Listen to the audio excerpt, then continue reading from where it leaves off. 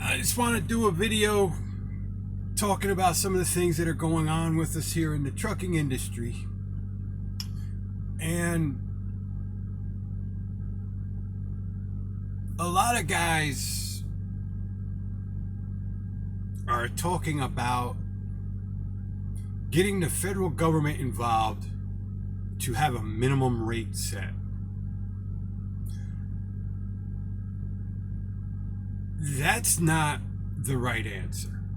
That is a very bad answer. I mean, I watch the trucking coach, and there's some things I don't agree with him on, and there's other things that the majority of things I actually do agree with him on. And one of the things I agree with him completely on right now is a minimum rate standard, which would basically be a minimum wage, is not the answer. I mean, as much as I don't want the government involved, we obviously need some government involvement here because this has highlighted something that's been going on and we've just been sucking it up and we ain't been able to get it resolved ourselves. But the minimum rate per mile is not the answer. What we need to be fighting for is a cap on the percentage that the brokers can keep. We got to give them some flexibility because, I mean, we still need this kept in a free market system. And obviously, they need to be able to compete with each other as well. Just like we got to compete with each other. And because we need to be able to compete with each other and they need to be able to compete with each other, what we need to fight for is a percentage cap for the brokers, which means they also need a percentage minimum. Because if they're going to set a max rate that they can keep, just like if they set for us a minimum rate, they would set a maximum rate. With the brokers, if they set a maximum rate, they're probably going to set a minimum rate. And so, I know some of you guys think that they are only entitled to, 5%, 3%, 10%. I think the rate should be set where, the brokers, they can't be expected to take any less than maybe 10%, but they can't be allowed to take any more than maybe 30% or 35%. I think it should be about 30%, but you could argue 35%. But they still have all the power. They can still make as much money as they want, even with that, even if they can only take, even if it was only 15% of the rate, they're the ones with all the power to control how much money they make because they're the ones negotiating with the shippers. And since they're negotiating with the shippers, if they want to make more money, they have to get higher rates. And right now, one of the problems is supposedly it's the shippers suppressing the rates. So if that's true, by setting this standard for the brokers, the brokers will all be competing and forcing the rates up. And since they'll be forcing the rates up, it's a win-win-win. It's a win-win for everybody. I mean, it will start forcing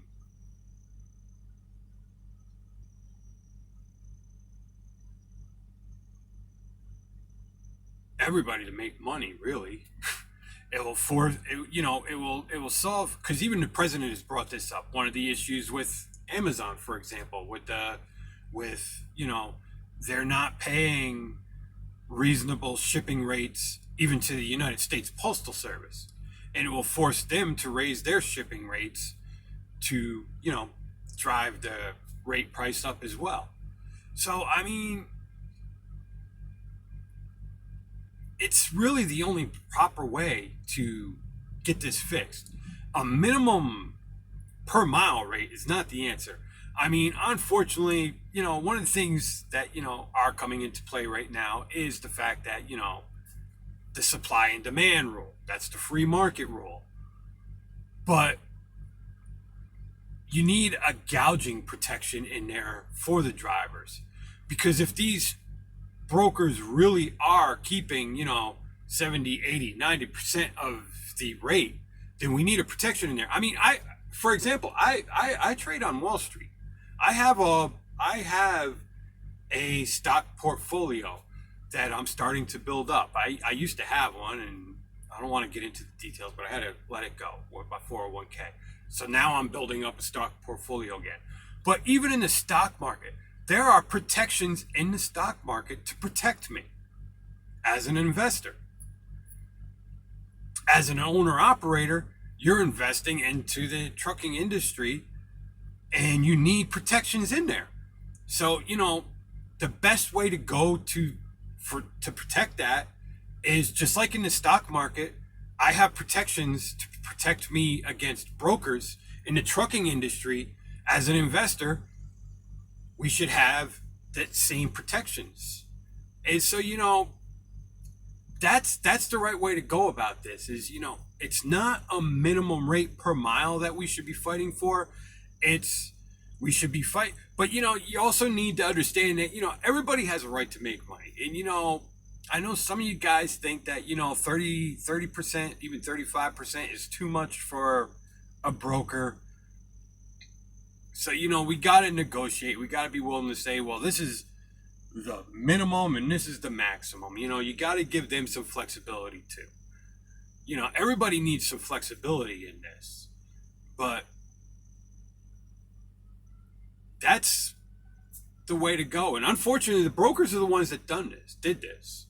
I mean, and that's what people need to remember. I mean, by asking for a minimum rate per mile, basically what you're saying is we're the ones that did this, which there is some argument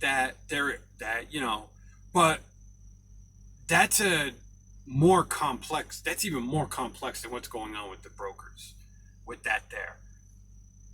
Because, like, for instance, what's going on in areas like Houston and Dallas and all that with the freight, that's a more complicated. There's other things going on behind that than even the brokers themselves. It's not the broker actually there. It's not really the brokers driving down those rates. That's a complicated situation there.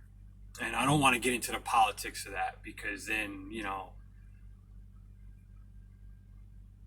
but that's actually being driven down like that by trucking companies that have a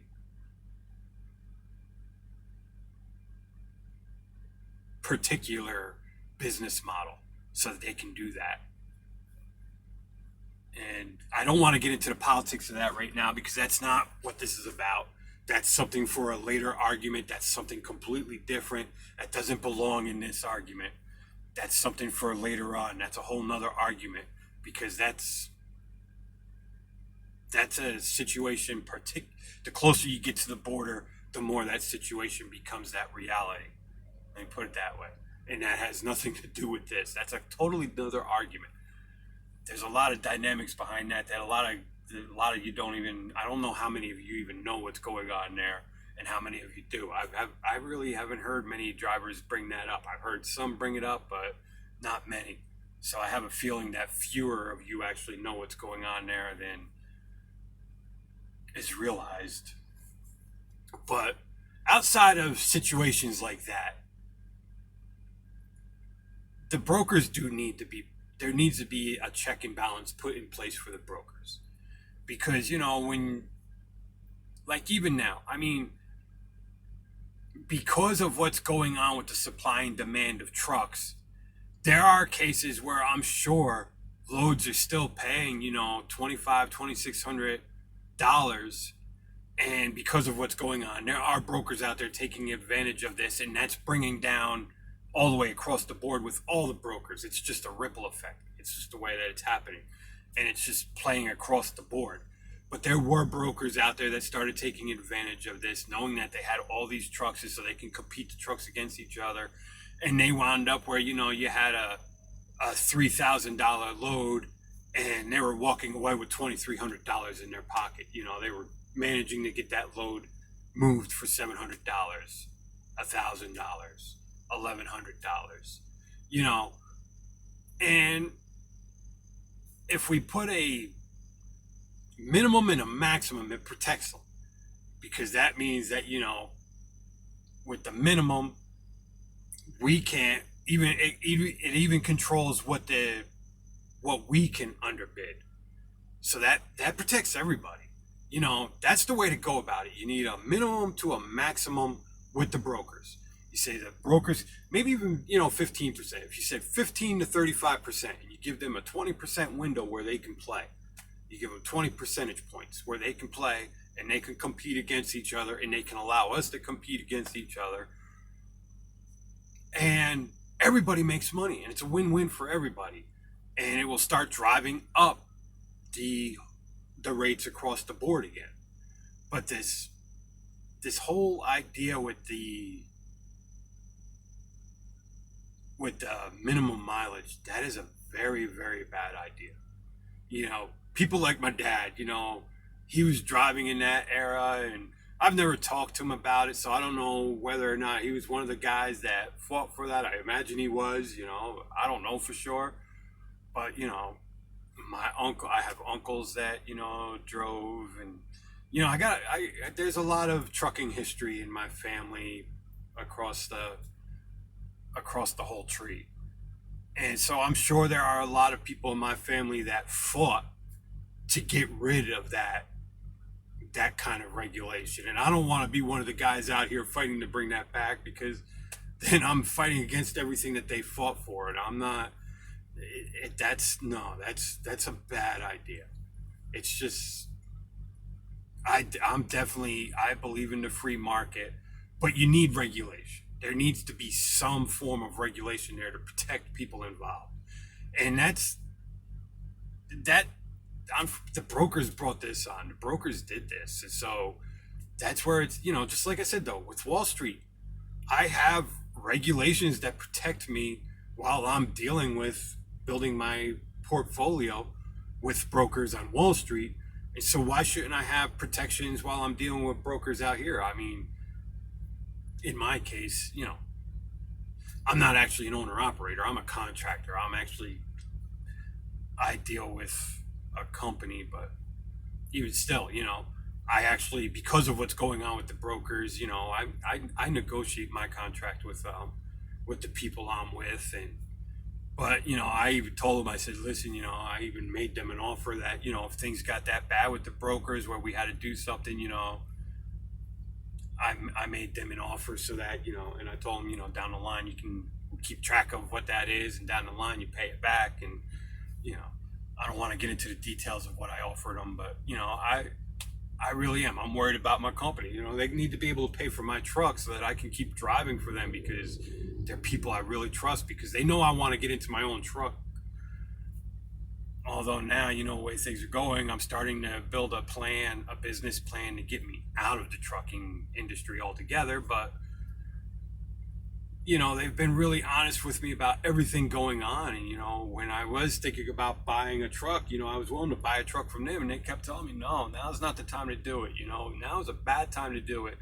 And they've been real honest with me about, when they knew they could have threw me underneath the bus, leased me a truck through them, and basically had me working for free. But they didn't do that to me. They've been really honest with me about it. So, they're really good people, and I want to, but I'm also investing in their company because I'm a contractor. So, I need them to succeed so I can succeed and get out of this industry, because the success of them is going to carry my own success to get me out of it. So I look at I'm an investor. I'm not I don't like the idea. I'm not an employee. I'm an investor. That's for sure. But getting off track a little bit here, I know, but that's really, that's what you need to be fighting for. That's, I think we're not going to agree on what that rate for brokers should be. And that's why I think we need to give them that sliding scale. This way here, they have room to move. We have room to bid against each other. And it keeps all the free market there, but it puts a backstop protection there for everybody involved in the trucking industry on this side of it. And like I said, even on the, because there are, even with the shippers, I mean, it's not really going to affect the shippers that much, because the shippers are still going to be able to move their rates the way they do, up and down, but they're going to have to deal a little bit more with the brokers, and the brokers are going to, do what they do, which is they're salesmen. So the point of the broker is to get the best rate for both the shipper and the truck. That is the point of them being the middleman. They're supposed to find that middle ground for both the shipper and the truck. And so now, they're going to have to, by putting that kind of putting a cap like that in place, that will force the brokers to do what they're actually supposed to be doing, finding the middle ground. That is what they're supposed to be doing. And that's the best way to make that happen. And, we got to accept that in a situation like this where, if the supply and demand really does reflect where the trucks wind up, we have to move for 80 cents a mile, 90 cents a mile. I mean, that's what happens. But at least then we know that it's an honest rate. That's the problem right now. We don't know we don't know what the true honest rate is. There's a website out there that you can figure this out, but I can't find the damn website now. I lost it. I thought I saved it. If I could find that website, I'd be able to see for sure what's really going on, because it's a website that works with both the shippers and carriers and owner operators, and it shows what between them to what on average the brokers are really keeping. It's basically a website that was meant to expose what's going on with brokers, and now I can't find it. But that's what the broker is supposed to do. They're supposed to find that middle ground. I mean, I thought about it. I looked into it. I was going to get my broker license. And I can tell you, there's a lot of brokers out there that they shouldn't be licensed, just based on what I learned from looking into getting my broker's license. I mean, the first thing, every website that I went to, for whether it was an online school or a regular school, the very first thing they tell you is you need to know the rules of the trucking industry. You need to know the same rules that I know that come in that little green book, the Keller book. The brokers are supposed to know all that same stuff that I'm supposed to know. And there are too many brokers that don't know that. So I can tell you right now, there are too many brokers that are not even supposed to be brokering, that are brokering, because they have no understanding at all of the regulations of the trucking industry. Because if they did, we wouldn't be dealing with some of the issues that we deal with just with the scheduling. That's a whole nother debate. But they just don't even know, they don't even understand the regulations of the industry. And that's the very first thing. Every single website that I went to look into getting my brokerage license, that was the very first thing it said. You need to learn the trucking regulations. And it's obvious too many of them don't even understand that. So the idea of them understanding how to even if they don't understand that, there's no way they can understand how to operate a trucking business. And so there's no way they can understand what our cost per miles and all this. I mean, there's a lot of good brokers out there. I don't want to bash all the brokers, but I'm telling you, it is obvious from what I see going on with just scheduling. It is obvious that there are too many brokers out there that do not even fit the number one criteria of being a broker, yet they're licensed brokers. And I don't know why they're licensed brokers. I don't understand how they became a licensed broker if they don't know anything about the trucking industry, but it is what it is. But that will, if we put that cap in, that will start getting rid of the bad brokers, because the bad brokers just, the ones that aren't capable of doing the job, they're not going to be able to stay in business anymore because they're not going to be able to undercut everybody anymore. There's going to be that a minimum and a maximum. And so it protects everybody. It gets rid of bad brokers. It brings good brokers to the top. It protects the drivers. It starts bringing up shipping rates. I mean, all the way across the board. It's just a positive. It does everything that we want it to do. And so that's what we need to be fighting for, is a broker cap rate. That's what we need, is a cap on the brokers themselves. Not this minimum per mile rate. That is not the answer. That all that does is that makes it even more easier to take advantage of us. I know you don't think it does. Some of you don't believe that, but it really does. I'm an experienced business manager. I understand numbers, and I wasn't even just a regular business manager. When I went into a store, I wasn't the guy going into the store to manage a store. When I went into a store, I was the guy coming in there. I was like the tax man. I was coming in there and I was doing audits. And look at me. Do I look like I was that kind of guy? Nobody saw me coming. That's why I was the one. That's why I was so good at it. I was in a bad marriage at that time. I had a bad attitude. Nobody knew what I was. And I was the guy that went in and I crunched numbers. And that's what I did. I audited numbers. And I put a lot of people in jail because they were embezzling from our companies. That's what I did. I did that for almost 10 years. That's what I did. So I understand numbers. And I'm telling you, the rate per mile minimum, that is a bad idea. I know you don't understand it. Some of you don't understand it. Some of you do. I think more of you do than don't. But for those of you that don't, I understand why you don't understand it. And it's just because there's other things in the background that, you're not seeing, and you're not understanding those things. There's a lot of background things on there that you're not seeing and understanding. And because you're not seeing and understanding them, that's why you don't understand what a bad idea the minimum per mile rate is.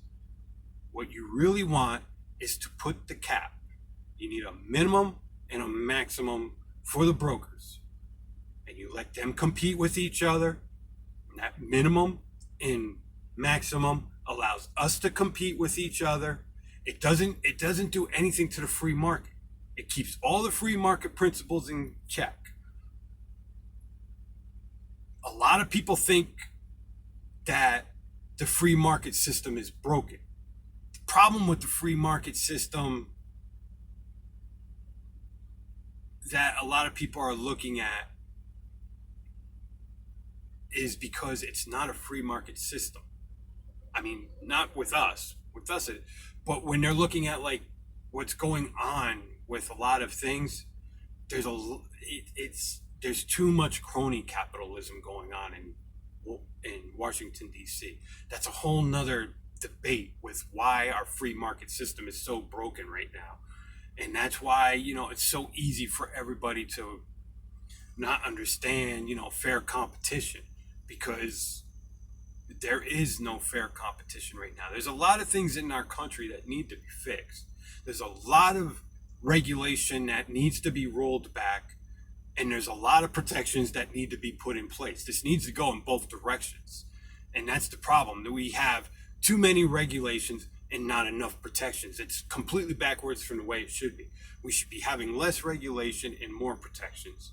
And right now we have less protections and more regulations. And it's backwards from how it should be. And that's why our free market system is so broken right now. It's just, there's a lot of things in our country that we need to fix. And right now in the trucking industry, we don't need more regulation, but we do need protections. And that's a regulatory protection, which is completely different from regulatory, when you're thinking of regulation, that most of us are against. So really, I I get it, and I understand why you think the per mile minimum rate is a good idea, but it's really not. It is the worst idea that we can do with the industry. It really is.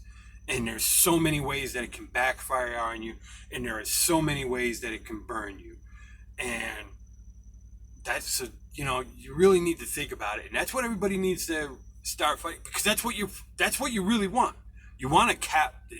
I mean, even when you think about what you're saying, you're just not looking at it that way. But even when you think about what you're saying, what you're really asking for anyway is a cap on the brokers, because that's what you need. You need that, just like in the stock market where I have protections to protect me against the brokers. That's what you need. You need that protection against the brokers, but at the same time, you need to give brokers flexibility as well.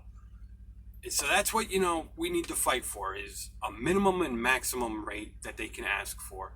This way it protects them at the minimum and it protects us at the maximum, and it gives everybody room to move around in there. And everything will, in the end, everything will work out. That per mile, man, bad idea. Bad idea. It really is. It's the worst idea we can do of anything to fix. That is the worst way to fix this. That is the absolute worst way to fix this. That is worse than what we're dealing with right now. It really is. It really is worse than what we're dealing with right now in the end.